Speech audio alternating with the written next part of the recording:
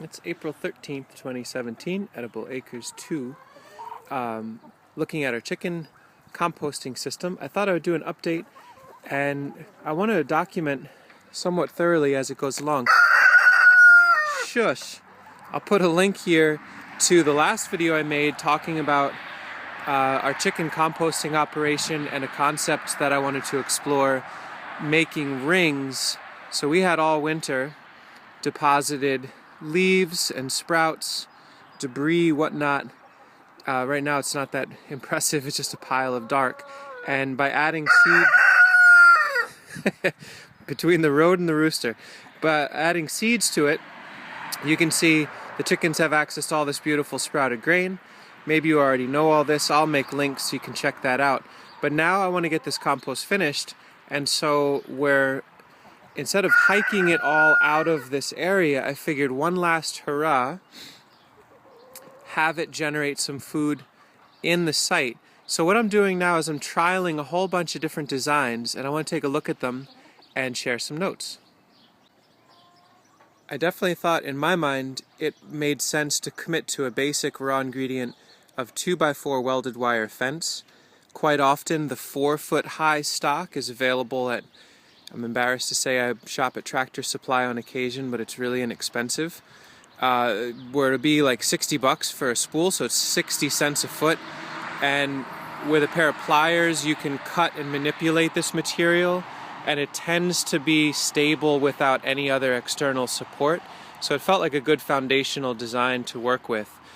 Definitely found the 2-foot high, so in other words cut in half, was too low. The chickens would jump on top. They erased everything I put in. That kind of should have been a duh scenario. This one, 2 feet high, I put in some kale and things that had overwintered, put some chicken wire with some stakes. So far so good. The chickens haven't really gone up here. It's a little awkward for them to stand. So we'll see how that grows. But so far the plants seem really happy. And I put in a couple onions on the edge yesterday, so we'll see how those go. Another example, open like this, it really doesn't work. They just scratch it apart because it's too low. Here's one where I put a little mini ring of the 2x4 welded wire. And the way I do these is I just cut them a little longer and I fold them over in 2 spots. So it's really low tech. I can undo this, or I could reuse this over and over. This could be a tree protector out in the woods later.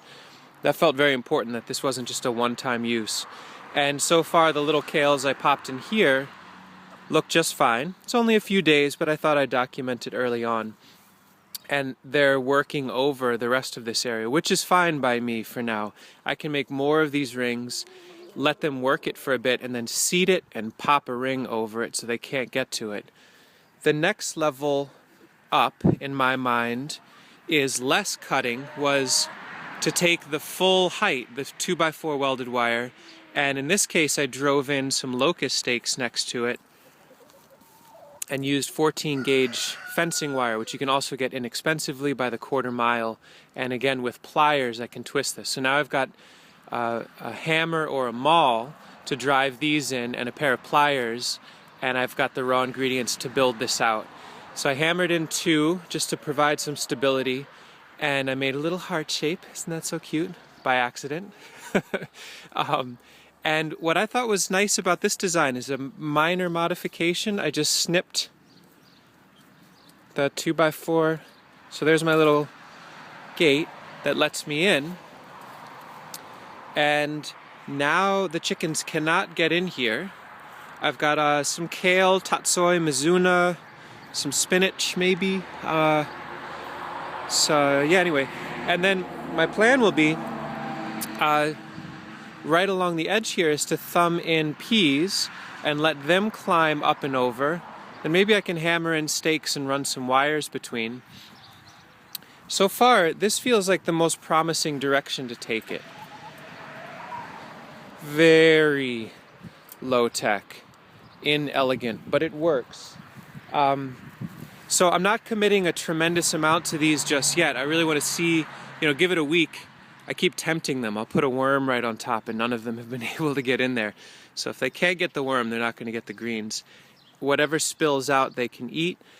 And then my thought was, well, let me take this a little further, and instead of cutting it, I'll just make a stupidly high raised bed, and then I can put in all of my transplants, push this aside, push it in, water from the top so it trickles down, and let the kale and spinach come out the sides.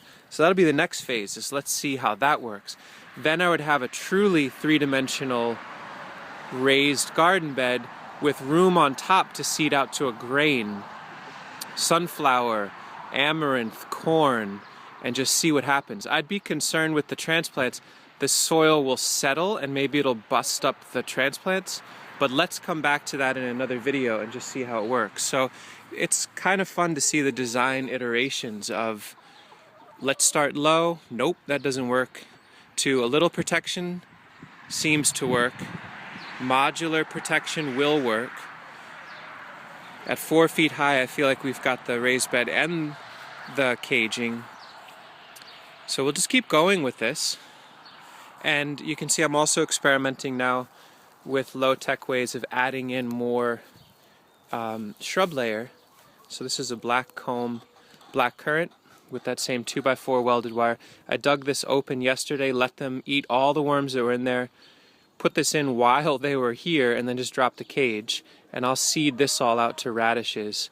I'd like to fill this whole little dirty pond area with aronia, elderberry, black currant, etc. So all of this is just using that 2x4 welded wire. Let's take a look at some other quick updates.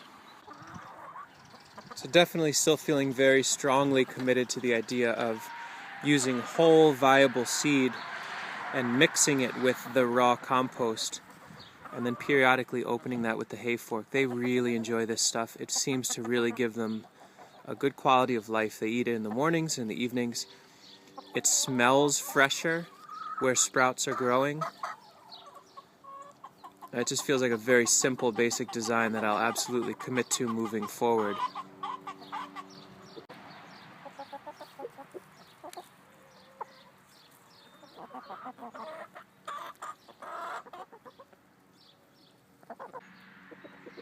The other real benefit to using whole viable grain is I can spread it on the soil in areas where I'm not generating compost.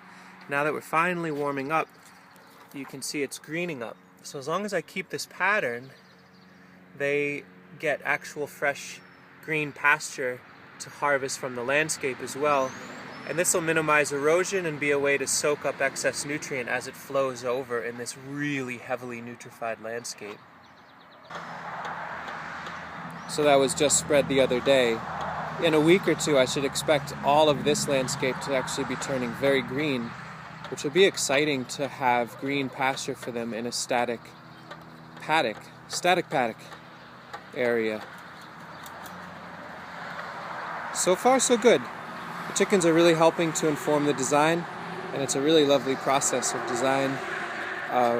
Observe and interact, making minor adjustments as it goes. There's a friend eating some kefir. That's definitely a really nice treat. Raw milk kefir. The stuff that gets too old for us is a bonus for them.